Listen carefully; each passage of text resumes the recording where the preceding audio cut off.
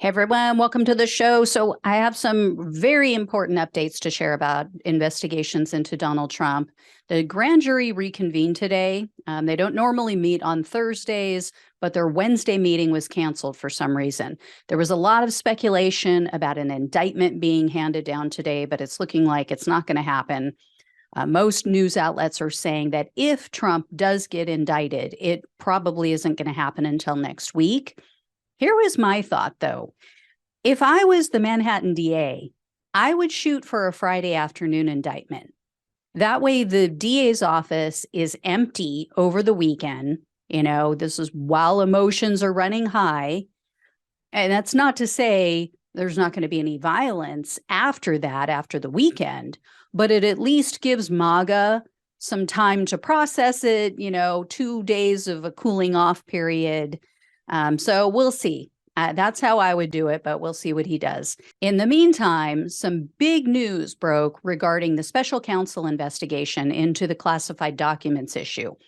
Before stepping down as the chief U.S. district judge, Beryl Howell, as I shared with you guys, had ordered that Trump attorney Evan Corcoran comply with the special counsel and spill all the tea. Essentially, just sit for the grand jury again and give up everything that he knows. All of the conversations that he was trying to protect under attorney-client privilege. And she wrote in her ruling that the special counsel had made a, quote, prima facie showing that the former president had committed criminal violations. Judge Howell also noted that the government had provided sufficient evidence that Trump, quote, intentionally concealed the fact that he had additional classified documents.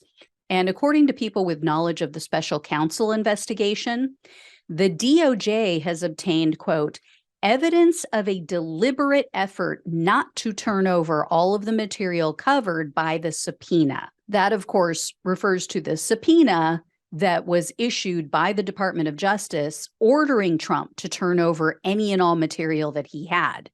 And the judge had ordered Corcoran to also hand over written notes, invoices, transcriptions of any audio recordings. I mean, I don't know if there are any, but Lordy, I hope there are tapes. So this would involve any conversations with Trump and Corcoran. So Trump filed an emergency appeal. Less than 1 day after that was filed, the appeals court rejected his request. So now Corcoran is scheduled to testify before the grand jury this Friday, tomorrow. That wasn't the only bad news that Trump received yesterday, though. Trump, as I had previously mentioned, requested a delay in the $250 million lawsuit brought by the New York Attorney General Letitia James. That's the lawsuit against Trump, his 3 adult children, the Trump Organization. Well, the judge in that case also smacked him down. The Manhattan Supreme Court Justice Arthur Engoron said that he absolutely will not move the date. So that trial is scheduled to begin on October 2nd of this year. So, of course, Trump did what Trump does when he hears the word no. He threw a Trumper tantrum. He went on his failing social media site and he called for Congress to investigate the New York Attorney General. But wait. There's more bad news for Trump because the Fulton County District Attorney is now asking for an interview with Trump attorney Christina Bobb.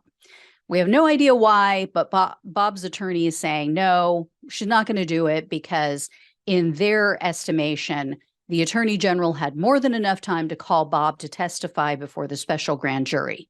So we'll see what happens with that. In regard to the hush money probe, Trump attorney Joe Tacopina might need to be removed from the case because he allegedly spoke with and was considering representing Stormy Daniels.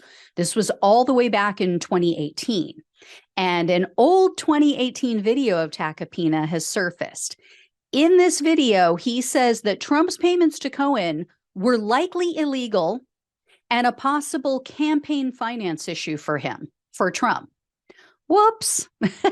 He literally makes the case against Trump. Trump's current attorney handling this Stormy Daniels, Manhattan, New York district attorney issue.